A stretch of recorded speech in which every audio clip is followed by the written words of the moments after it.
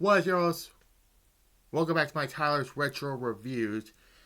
This time we're going to revisit an older review I did on my main channel. Spring Stampede 1999. Now, I forgot what I gave the match rating, so bear with me. I forgot those. And plus, this is a redo, basically. And that original video I did in 2019, Jesus, you could tell why I'm improved since then. I hadn't seen that video in a while, but I could guarantee that wasn't that great.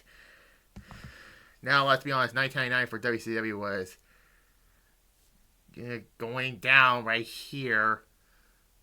By summer, they were like right down here. The dying parts of it, yeah. Also, before the show, they changed their logo to the... I don't know what the hell they called it.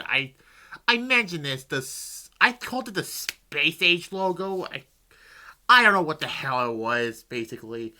So, basically, this is just a redo of this pay-per-view I did for the entire year of 1999, which, thank God, I'm not going to do that anymore, because, let's be fair, I have fun doing the year reviews, but it was on his last ride, like, right here with Undertaker, with, here, yeah, whatever. So, let's talk about this show. April 11th at the Tacoma Dome in Tacoma, Washington. Yeah. So, basically, yeah, they will, I think WCW did not get back to Tacoma, Washington after this. I don't know. Let's get on to the show, really. Now, the main event is Ric Flair defending the WCW Championship against Dynamite Page, Sting, and Hollywood Hogan. Which you saw in my original review about what happened on Uncensored 99, which I have to redo that review also on this channel, that is. Oh, boy, that...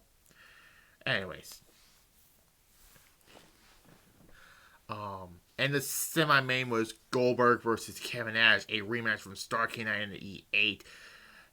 God help me, if I have to go back to that review, I'm going to have to go back to that review some point, but not now.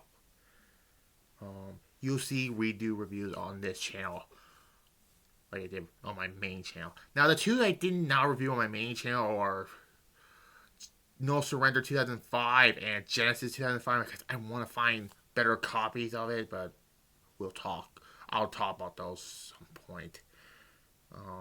Anyways, let's get on to it. With Juventud Guerrero defeats Blitzkrieg. This was a number one contenders match for the Cruiserweight Championship, I believe. Yeah, this match was really good. Again, I forgot what the rating I gave these matches, but I'm going to re-rate those, so let's be honest here. This was a good match. An 8 out of 10. So, yeah. Anyways, then we get a hardcore match. Bam Bam Bigelow defeats the Sandman. I know he was not called the Sandman here, but I'm just going to call him the Sandman. Because the name Hack is a stupid name. Let's just be honest here. This was like ECW minus the blood.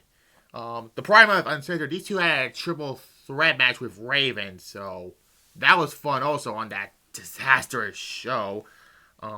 Yeah, fun hardcore match. I always love watching hardcore wrestling. So yeah, 7.5 I give it. Bam Bam Bigelow won the match by hitting the brains of Asbury Park off, I believe it was the second rope, through the table, and Sandman's head hit the fire extinguisher, which, ouch, that hurt. Anyways, we get a random ass match with Scotty Riggs defeating Mikey Whipwreck. Yeah, he also jumped over to WCW from ECW, but not needed for the pay-per-view. It should be on a Thunder, basically. This was an awful match. A 0, basically. Again, I don't know what I ranked these matches in my original review back in 2019, but yeah. Konnan defeats Disco Inferno. Fuck Disco Inferno, basically. It's kind of weird to see Conan, being the one who inducted the man who's going to be in the next match in the Hall of Fame. Yes, it's Rey Mysterio, but which it's his unmasked form. If I ever do Super Bowl 9 again, I have to shit on that again. But yeah, not a good match either. 2 out of 10, I give it. And yeah. Then we get the best match on this show for the WCW Cruiserweight Championship. Rey Mysterio defeats Billy Kidman to retain the Cruiserweight Championship. This is unmasked Rey Mysterio, which Rey Mysterio, he's way better with the mask. Because I never liked the concept of the wrestler losing his mask in a stipulation. Okay, Kane in 2003, it was time for him to take the mask off. But to me, Rey Mysterio was way better with the mask. And yeah, and WWE thankfully got him in the mask. So yeah, and he's still rocking the mask in this year. And he's a Hall of Famer also. Don't get me wrong. He deserved it. Yeah. And also, they were the tag team champions also going into this match. Which they beat Benoit and Malenko thanks to Raven and Saturn, which we'll get to the next match. 8.5. And yeah, then we get the next one. Chris Benoit and Dean Malenko defeats Raven and Perry Saturn. Yeah, Raven and Saturn, by the prior year, they were rivals. Saturn ended the flock. And now, a year later, they're partners. Because they're saying they need a attacking division, basically. I mean, they brought back the Steiner brothers the following month at Slamboree. And then, I believe, the night after Bash of the Beach, they reunite Harlem Heat. With this man, by the way, yeah. And the spot where Benoit hit the headbutt on the chair on Raven, I believe. That was nasty to look at, but yeah. Another great match, an 8 out of 10. This is a good show, like I said before. Then we get for the vacated WCW United States Championship, which Scott Hall, rest in peace, by the way. 1 year ago, I still could not imagine that we lost Scott Hall. I think he was injured, and he had to relinquish the United States title, which they had a tournament to crown the United States Championship, which the two made were Booker T and Scott Steiner. And also, this was like Jericho's last appearances on Nitro, I believe. I think so, yeah, because at this point he was leaving to go to the WWE, or WWF rather. So we get this match for the vacated WCW United States Championship. Scott Steiner defeats Booker T to win the vacated United States title. Funny fact, the following year, Spring Stampede, Scott Steiner won the United States Championship in a tournament, which will be redoed also. So there's that. These two will go into the main event scene the following year, actually, with the WCW Championship. And Scott Steiner beat Booker T for the world title at Mayhem 2000, which was like the best thing about that mediocre show. And yeah, 7 out of 10 I give it, and there's that. Then we get the semi-main event, the Starrcade 98 rematch. Goldberg defeats Kevin Nash. The NWO at this point, the NWO were kind of the baby faces at this point. But at this point in 1999, the NWO was getting stale as hell. And Goldberg got his win back from Starrcade 98. I almost said 99, but we're not at that point yet. Not that point where Goldberg accidentally kicked Bret Hart's head. I already mentioned in my main channel that the Wrestling Dumpster Fires with Bret Hart running WCW. This is a decent match, a 6.5. And Kevin Nash was the booker at this point, and he put Goldberg over. But who knows? Who the hell cares? Because the following month, he wins the WCW Championship at Slamboree, which, yeah. And then, finally get the main event.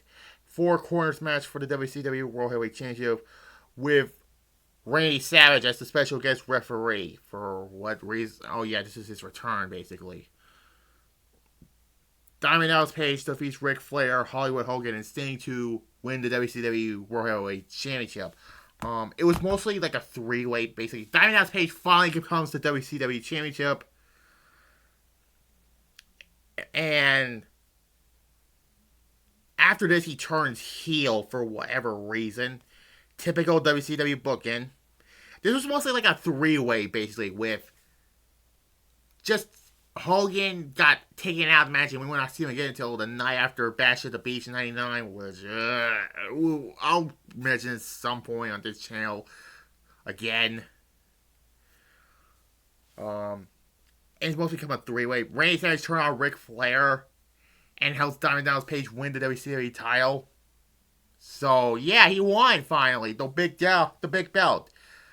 My opinion, he should have won at Halloween Heavy 98 and defeat the Goldberg streak there, but whatever. 7.5. It was a good 4 corners match, rather. So I forgot what I ranked this. If I did, forget it. Oh well. It's different here. I give this a 6 point. Nah, I give it a 7 actually. A 7 out of 10. Yeah. It's one of the best WCW pay-per-views. One of the last really good WCW. Well, Fall Brawl 2000 says hello in that accord. But yeah. Next retro review on here will be. Let's get a TNA pay-per-view on here also. So let's do Turning Point 2004. So we're going 5 years later in another promotion. So yeah, we're going to talk about Turning Point 2004 on this channel next. Like this, comment if you're new to tomorrow on my main channel. I'll do my SmackDown review, and then Saturday on my main channel also will be the top 10 worst years in WWE. No Saudi Arabia thing.